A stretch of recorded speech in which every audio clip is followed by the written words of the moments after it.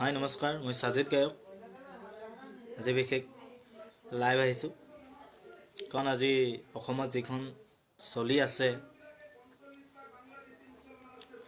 তাত দুই এটা কথা মই ক'বলৈ আহিছোঁ। অসমত আমাক কেব নালাগে, কেব আমাক বাতিল কৰিব লাগে। আমাৰ অসমত বাংলাদেশী কেতিয়াও আহিব নালাগে কাৰণ এইটো এটা বহুত বেয়া ডাঙৰ সমস্যা। মন্ত্ৰী মেনেকেইজনে কি কৰি আছে? ফাৰ্ষ্ট টাইম কথা, তেওঁলোকে এইটো আনিছে আমাৰ অসমীয়াক ঠগাৰ দৰে হৈছে। কেব আমাক নালাগে।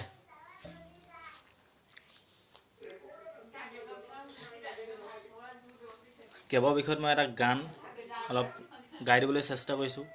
মই বিশেষকৈ ষ্টুডিঅ'ত গোৱা নাই, গানটো অলপ ৰেপ হ'ব, গাই দিওঁ।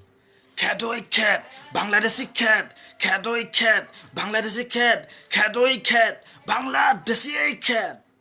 কেব বাতিল কৰিবই লাগিব। কেব আমাক বাতিল কৰিব লাগিব। আমি ইয়াত কোনো কথা নামানো। অসমত ইয়াত খিলঞ্জীয়াত আজি প্ৰতিবাদ কৰিছে সকলোৱে। বহুত দুখৰ কথা।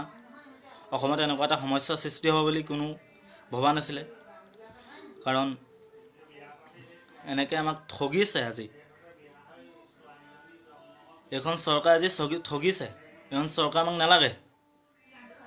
আমাক কেৱল লাগে অসমীয়া মানুহ হিচাপে থাকিবলৈ। ইয়াত আমাক বাংলাদেশী নালাগে কেতিয়াও। বিশেষকৈ মই বিশেষ কথা ক'বলৈ নাজানিব পাৰোঁ। আজি প্ৰথম এনেকুৱা কথাৰ মাজত সোমাই পৰিছোঁ। মই গীতটো গাম বুলি ভাবিছিলোঁ। আজি সমস্যা দেখি বহুত দুখিত, বহুত দুখৰ কথা। আমাৰ অসমত বাংলাদেশী সোমোৱাৰ পৰিকল্পনা কৰিছে চৰকাৰে। অসমীয়াক এক স্থান দিব লাগে, অসমীয়া ডেভেলপমেণ্ট কৰিব লাগে, আৰু ইয়াত বাংলাদেশী ডেভেলপমেণ্ট কৰিছে। সকলো ওলাই আহক,